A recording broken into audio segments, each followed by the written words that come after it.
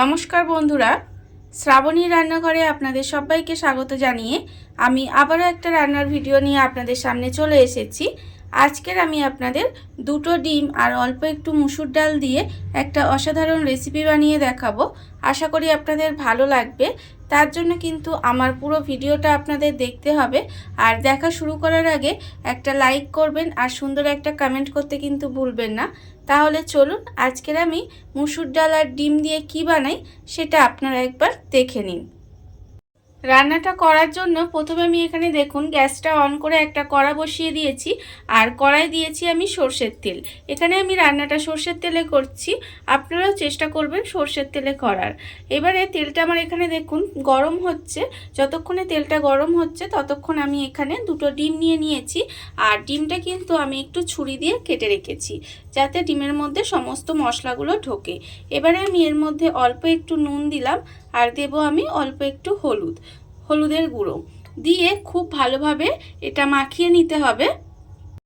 ডিমের মধ্যে ভালো করে নুন হলুদটা মাখিয়ে নিয়েছি। আর এদিকে দেখুন তেলটাও কিন্তু আমার এখানে খুব ভালোভাবে গরম হয়ে গেছে। এইবারে আমি এই তেলের মধ্যে প্রথমে ডিমগুলোকে দিয়ে একটু ভেজে নেব। ডিমগুলো আমি তেলের মধ্যে দিয়ে দেব।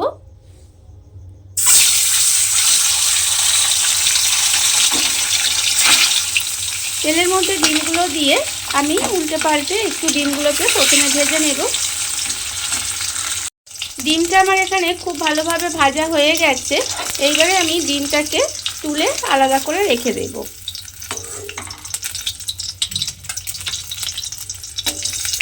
ডিমটাকে আমি এখানে আলাদা করে তুলে রেখে দিলাম। এবার কিন্তু আমি ওই তেলের মধ্যে দিয়ে দেব আলু। এখানে আমি আলুগুলো কিন্তু প্রায় 80% সেদ্ধ করে রেখে দিয়েছি। সেই আলুগুলো তেলের মধ্যে দিয়ে আলুগুলোও কিন্তু আমি একটু ভেজে নেব। আর আলুগুলো ভাজার সময় আমি এর মধ্যে কোনো রকম নুন বা হলুদ দেব না, কারণ আমি অল্প একটু আলু সেদ্ধর সময় নুন দিয়েছিলাম, সেই জন্য আমি এতে আর কিছু দিলাম না। শুধুমাত্র আলুগুলো দিয়ে একটু তেলের মধ্যে ভেজে নিতে হবে।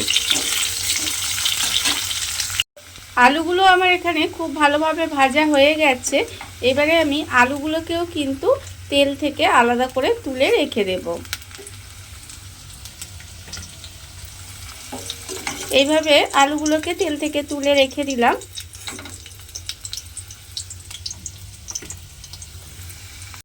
এবারে আমি ওই তেলের মধ্যে প্রথমে দিয়ে দেব দেখুন একটা মাঝারি সাইজের পেঁয়াজ, একদম সরু সরু করে কুচি করে রেখেছি। সেই পেঁয়াজটা আমি তেলের মধ্যে দিয়ে দিলাম। দিয়ে পেঁয়াজটাকে প্রথমে একটু ভেজে নেব। পেঁয়াজটাকে একটু গ্যাসটা লোতে দিয়ে এইভাবে একটু সময় নিয়ে পেঁয়াজটা একটু ভেজে নিতে হবে। পেঁয়াজটা আমার এখানে ভালোভাবে ভাজা হয়ে গেছে।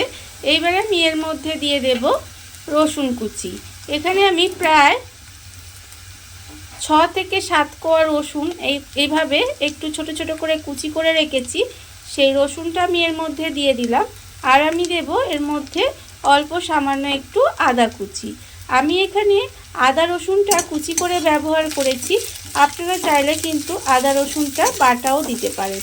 এবারে আদা রসুনটা দিয়েও আমি একটু ভাজা ভাজা মতো করে নেব, যাতে আদা রসুনের যে একটা কাঁচা গন্ধ থাকে সেটা চলে যায়। আদা রসুনটা দিয়ে আমি একটু ভাজা ভাজা মতো করে নিয়েছি। দেখুন এতে কিন্তু আদা রসুনের কাঁচা গন্ধটা চলে গেছে। এবারে আমি এর মধ্যে দিয়ে দেব একটা ছোট সাইজের টমেটো, একদম ছোট সাইজের টমেটো কুচি কুচি করে রেখেছিলাম। সেই টমেটোটাও আমি এর মধ্যে দিয়ে দিলাম। দিয়ে এবারে আমি এর মধ্যে দিয়ে দেব গুঁড়ো মশলাগুলো। এখানে আমি গুঁড়ো মশলার মধ্যে রেখেছি আন্দাজ মতো নুন, আমি রেখেছি হাফ চামচ হলুদের গুঁড়ো, হাফ চামচ লঙ্কার গুঁড়ো, হাফ চামচ জিরের গুঁড়ো আর অল্প একটু চিনি। এখানে লঙ্কার গুঁড়োটা কিন্তু আপনারা কতটা ঝাল খাবেন সেটা বুঝে তবে ব্যবহার করবেন। এবারে গুঁড়ো মশলাটা দিয়ে আমি খুব ভালোভাবে মশলাটা কষিয়ে নেব। গুঁড়ো মশলাটা দিয়ে আমি কিন্তু খুব ভালোভাবে কষিয়ে নিয়েছি। আর এর মধ্যে কিন্তু আমি একটু জলও দিয়েছিলাম, যেহেতু গুঁড়ো মশলা দিয়েছি একটু জল দিয়ে তারপরে কিন্তু ভালোভাবে কষিয়ে নিয়েছি, না হলে মশলাটা পুড়ে যেত। এবারে দেখুন কষানোটা কিন্তু আমার এখানে খুব ভালোভাবে হয়ে গেছে, মশলা থেকে তেলটাও ছেড়ে দিয়েছে। এই সময় আমি এর মধ্যে দিয়ে দেব যে আলুটা আমি এখানে ভেজে রেখেছিলাম, সেই আলুটা আমি এর মধ্যে দিয়ে দিলাম।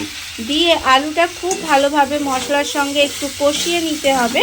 আর এই সময় কিন্তু আমি এর মধ্যে যে মুসুর ডালটা এখানে রেখে দিয়েছিলাম, আমি কিন্তু এখানে মুসুর ডালটা খুব ভালোভাবে ধুয়ে পরিষ্কার করে রেখেছি, সেই ডালটাও কিন্তু আমি এর মধ্যে দিয়ে দিলাম।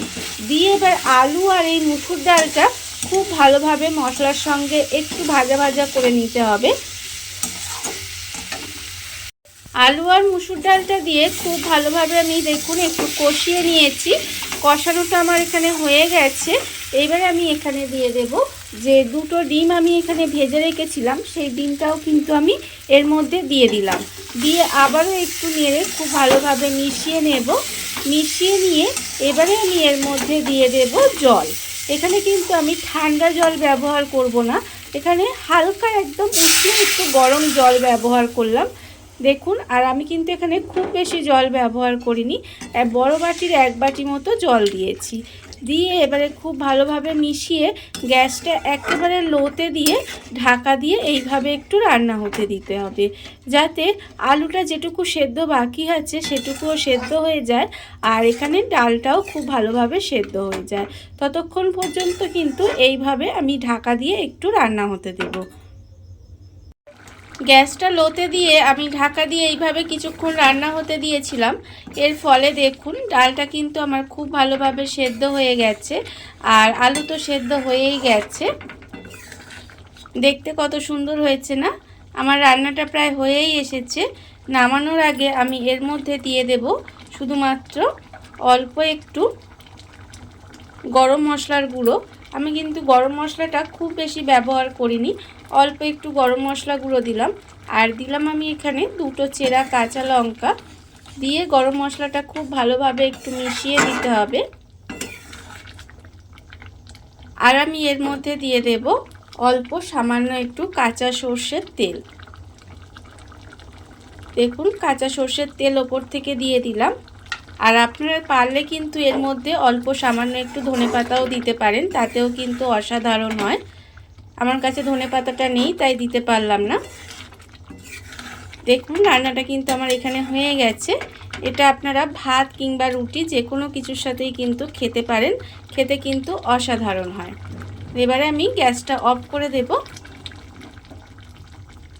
দেখুন রান্না আমার রেডি। দেখুন বন্ধুরা, বাড়িতে থাকা কত অল্প উপকরণে কত অল্প সময় কত সুন্দর একটা মুসুর ডাল আর ডিমের রেসিপি তৈরি হয়ে গেছে, আপনারা দেখতেই পেলেন। আর এটা কিন্তু গরম ভাত দিয়ে কিংবা রুটি দিয়ে খেতে কিন্তু অসাধারণ লাগে। এইভাবে একবার হলেও বাড়িতে বানিয়ে দেখতে পারেন। আর এই রেসিপিটা যদি আপনাদের ভালো লেগে থাকে, আপনারা যদি ফেসবুক থেকে দেখে থাকেন পেজটি ফলো করে দেওয়ার অনুরোধ রইল। আর যদি ইউটিউব থেকে দেখে থাকেন চ্যানেলটি সাবস্ক্রাইব করে নেওয়ার অনুরোধ রইল। তাহলে চলুন ভিডিওটা আমি এখানেই শেষ করছি। আপনারা সবাই ভালো থাকবেন, সুস্থ থাকবেন। আবারও হাজির হব নতুন কোনো রান্না নিয়ে।